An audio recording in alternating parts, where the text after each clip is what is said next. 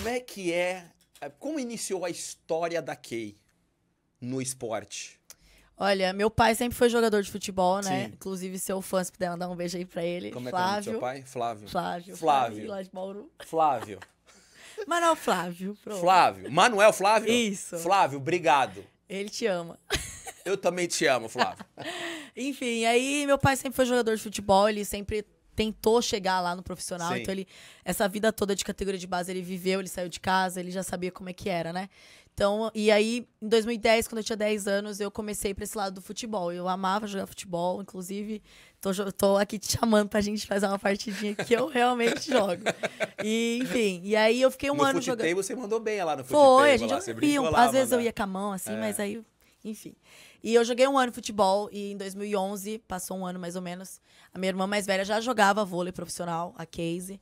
Então, eu meio que fui pro lado dela, porque naquela época em Bauru não tinha escolinha feminina Vocês de são futebol. em três, Kay? Somos família? em três. 3 meninas. 3 meninas. Mas Eu, são, a Kate, Mas são 2 fornadas. 2 gêmeas, eu e a Kate, e a Casey, a mais velha, né? E aí, ela era jogadora de vôlei profissional, jogava nos grandes times, então a gente sempre ficava olhando ela e olhando meu pai, olhando ela e olhando meu pai. Então, não tinha como meio que fugir do esporte, né? A gente já foi trilhando esse caminho.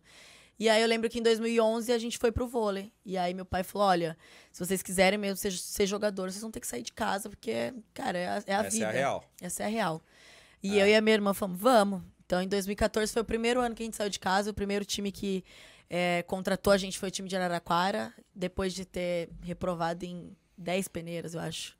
Sei lá, 8, que a gente veio fazer aqui em São Paulo. Todas falavam que a gente era muito pequena, não tinha tamanho pra jogar vôlei, não tinha talento, tinha nada.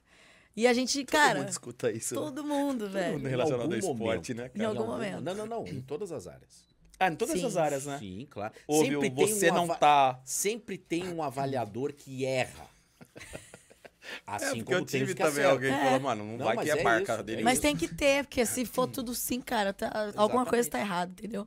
Então acho que foi por esses nãos que a gente falou, cara, a gente vai ser, porque a gente não vai ouvir alguém falar que a gente não vai conseguir. E meu pai sempre foi aquele cara que incentivou muito. Então, quando a gente foi para Araraquara, foi o primeiro campeonato nosso paulista, foi a primeira vez que a gente viu o que era vôlei de verdade. Até então, a gente só participava de campeonatos pequenininhos, de escola, enfim.